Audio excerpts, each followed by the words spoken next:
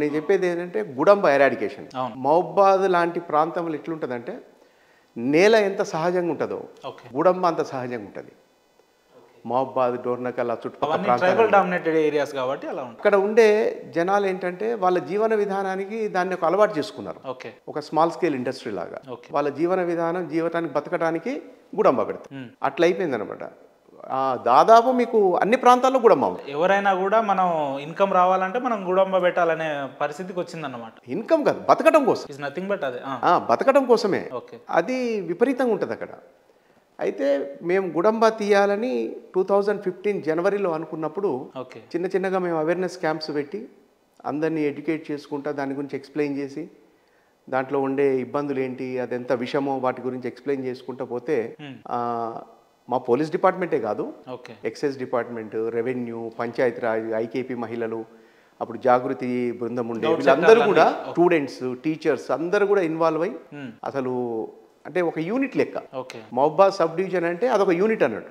ఇక్కడ పోలీసు వాళ్ళు వేరు వేరు లేకుండా అప్పుడు కలెక్టర్ గారు ఐఏఎస్ ఆఫీసర్ వాకాటి కరుణ మేడం ఉండే. మేడం కూడా బాగా ఫ్రీ హ్యాండ్ ఇచ్చి అందరినీ కలిసి పనిచేయమని చెప్తుండే. అట్లా మేము మహబాద్లో గుడంబని తీయగలిగినాం. ఇది అసాధ్యం అన్నారు నేను స్టార్ట్ చేసినప్పుడు ఫస్ట్. ఇది ఈ ప్రాంతంలో గుడంబ తీయటం అంటే నువ్వు కొంచెం ఎక్కువ ఆలోచిస్తున్నావు, ఇది అయ్యేది కాదు అన్నారు. కానీ ఒకనాటికి అది సాధ్యమైంది. కలెక్టర్ గారు స్వయంగా మహబాద్ వచ్చి మేడం ఒక మీటింగ్ పెట్టినారు ఆర్డీఓ ఆఫీస్లో. Police, excise, revenue, Panchayati Raj, IKP మహిళలతో దాదాపు 3.5-4 గంటలు మీటింగ్ అయిన తర్వాత మేడం అనౌన్స్ చేసింది ఏంటంటే 90%, 95% ఆఫ్ గుడంబ ఇక్కడ ఎరాడికేట్ అయింది. This is the first division in the state, గుడంబ ఎరాడికేటెడ్ డివిజన్. కాబట్టి తెలంగాణ రాష్ట్రంలో చూసినట్లయితే మనకు గుడంబ తీయాలని అన్ని చోట్ల ప్రాంతాల్లో చేసినారు, సక్సెస్ కూడా అయినరు చాలా చోట్ల. కానీ మేం తీయటం అనేది గుడంబ మహబాద్లో అనేది అది వేరే, అది బతుకు కోసం ఉన్నది. అది దాన్ని తీయటం అంటే అంత ఈజీ కాదు. అసలు మేము ఎంత కష్టపడ్డామో అది మాకే తెలుస్తుంది. మా రొటీన్ డ్యూటీలు మేము చేసుకోవాలి, దాన్ని అవాయిడ్ చేయలేము. At the same time early morning మా ఎస్ఐఎల్, సిఎల్ కానిస్టేబుల్ పల్లెలకు వెళ్ళిపోయేటోళ్ళు, తండాలకు వెళ్ళిపోయి కూర్చొని వాళ్ళకంతా ఎక్స్ప్లెయిన్ చేసి, అది నథింగ్ బట్ పాయిజన్. అది గుడంబ అనేది అదో మత్తు కోసం, నిషా కోసం తాగుతారు, బాధలు కష్టాలు మర్చిపోవటానికి అంటారు, కానీ నథింగ్ బట్ పాయిజన్. అసలు అది ప్రిపేర్ చేసే విధానం ఇక్కడ చెప్తే అది చాలా దరిద్రంగా ఉంటుంది. దాన్ని తాగి వాళ్ళు చచ్చిపోతారు. అక్కడ నేను పోస్టింగ్ పోయిన తర్వాత జనరల్గా గ్రామాల్లో మేము విజిట్ చేస్తాం కదా, తిరుగుతుంటే 25-30 ఇయర్స్లో ఆడవాళ్ళు వితంతువులు ఉంటారు. సంఖ్యల బిడ్డ, వాళ్ళకు ఎడ్యుకేషన్ ఉండదు, బతకడానికి వేరే ఆధారం ఉండదు. గమ్మత్ ఏంటంటే దీంట్లో బాధాకరమైన విషయము, భర్త గుడంబ తాగి చచ్చిపోతాడు, మళ్ళీ ఈమె బతకడం కోసము మళ్ళీ ఈమె గుడంబ పట్టి పెడతాడు, మళ్ళీ గుడంబ కాస్తుంది. అసలు ఇవన్నీ చూసిన తర్వాత ఇది ఎందుకున్నది, దీన్ని తీసేయాలి అనేది బాగా మనసులో. సార్ ఇప్పుడు వైన్స్ లో దొరికే ఆల్కహాల్ కి మనం పల్లెల్లో ప్రిపేర్ చేసే గుడంబాకి ఏంది సార్ వ్యత్యాసం? ఎందుకు ప్రభుత్వం దీని మీద పటిష్టమైన చర్యలు చేపట్టాల్సి వచ్చింది? ఇదేమైందంటే యాక్చువల్గా అంటే నాకు తెలిసింది ఏంటంటే సీఎం గారు ఒకసారి కలెక్టర్స్ మీటింగ్ పెట్టారు. సంగారెడ్డి ఎస్పీ గారు అనుకుంటా, చంద్రశేఖర్ రెడ్డి సారు. అంటే నాకు తెలిసిన విషయం అది. ఒక విషయం సందర్భంలో చెప్తూ సార్ ఏం చెప్పిందట అంటే, మెదక్ ప్రాంతంలో పిచ్చి కళ్ళు అంటారు దాని పేరు. కళ్ళుని పిచ్చి కళ్ళు అంటారు, కల్తీ కళ్ళు. అది దానికి ఎడిక్ట్ అయిపోతారు వీళ్ళు.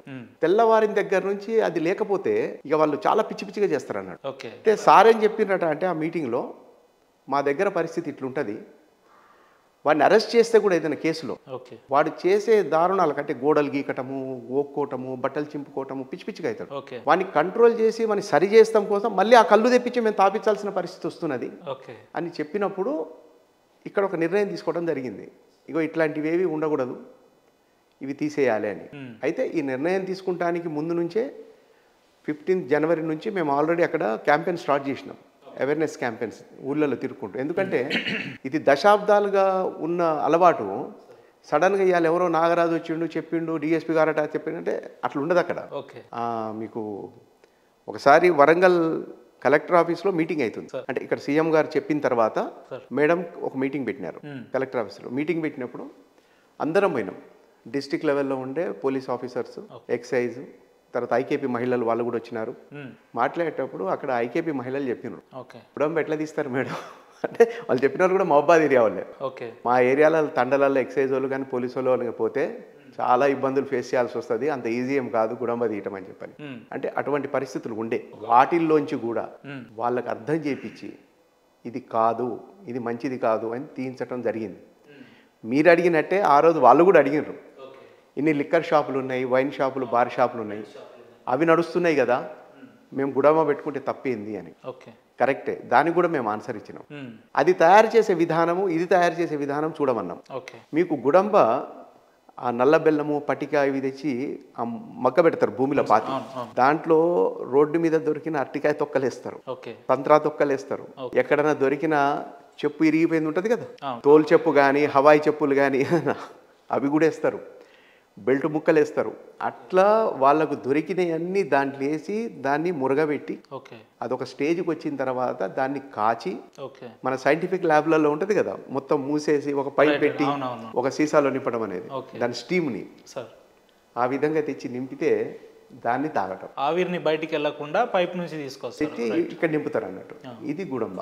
ఈవెన్ నేను చాలా చోట్ల గుడంబ మీద వ్యతిరేకతగా మాట్లాడిన వాళ్ళందరికీ చెప్పిన, నేను బట్టి పెట్టినోడు మీ ముందు ఒక సీసా తాగితే వాడు పెట్టిన గుడంబాని నేను మీ తండలకు కూడా రానని చెప్పేది. పెట్టినోడు తాగడు, పెట్టినోడు తాగాలి. మీకు అమ్ముతున్నాడు కదా బట్టి పెట్టి, ఆ బట్టి పెట్టినోడు తాగాలి. మీ అందరి ముందు వాడు అమ్మే గుడంబాని ఒక సీసా తాగమనండి, నేను మీ ఊళ్ళో కూడా ఎంటర్ కానని చెప్పేది. వాడు తాగడు. ఎందుకు? అది ఏ వేసి తయారు చేసిండో ఎట్లాంటిదో తన కళ్ళతో చూసి తనే చేస్తాడు కాబట్టి తన ఎట్టి పరిస్థితులు తాగడు, అమ్మటానికి మాత్రమే ఉంటుంది. సరే, ఆ విధంగా జనాలకు ఎక్స్ప్లెయిన్ చేయడానికి మాకు చాలా కష్టమైంది.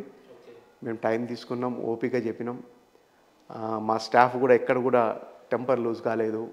వాళ్ళు ఎంత తిరగబడ్డా ఎన్నని మాట్లాడినా కూడా ఓపిక ఎక్స్ప్లెయిన్ చేసినప్పుడు చేసి చేసి చేసి లాస్ట్కు ఎంటైర్ సబ్ డివిజన్లో 10 పోలీస్ స్టేషన్ల ఏరియాలో 90% ఆఫ్ గుడంబాని ఎరాడికేట్ చేసి దట్ ఈస్ ద ఫస్ట్ గుడంబ eradicated division in Telangana state. అది మంచి అప్రిషియేషన్స్ వచ్చినాయి, అందరూ బాగా చెప్పారు. It's okay. దాని తర్వాత సరే మా ట్రాన్స్ఫర్స్ అనేది సహజంగా అయిపోతూ ఉంటాయి కదా, ఇక అక్కడి నుంచి నా ట్రాన్స్ఫర్ అయ్యింది. జనరల్గా సినిమాలలో ట్రాన్స్ఫర్ అవ్వాలి ఒక పోలీస్ ఆఫీసర్కి అని అంటే ఆయన ఎక్కడ కూడా కాంప్రమైజ్ అవ్వకుండా పొలిటీషియన్స్కి అపోనెంట్గా ఉంటే తప్ప అదంతా సాధ్యం కాదని అంటారు. మీ జీవితంలో ఇప్పటివరకు ఎన్ని ట్రాన్స్ఫర్లు అయినాయి సార్? అట్లా ఎన్ని కాంప్రమైజ్ కాకుండా ముందుకెళ్ళారు మీరు ఇప్పటివరకు? అంటే నాకు అట్లేం కాలేదు, కానీ ఇదొక్కటి మహబాదే కొంచెం బాధ అనిపించింది. నాకు మొత్తం సర్వీసులు ఎక్కడ అట్లా లేదు. ఆఫ్ కోర్స్ నేను చేసిన పోస్టింగ్స్ కూడా కొంచెం తక్కువ. స్టార్టింగ్ లోనే మహబాద్ చాలా ఆప్యాయంగా ఉన్నా అన్నారు, ఇప్పుడు ఇబ్బంది పడ్డా అంటున్నారు. అంటే ఇప్పుడు ఎట్లుంటది అంటే మనం చేసే పని అందరికీ మంచిగా అనిపించకపోవచ్చు, కొందరికి ఇబ్బంది కలగవచ్చు.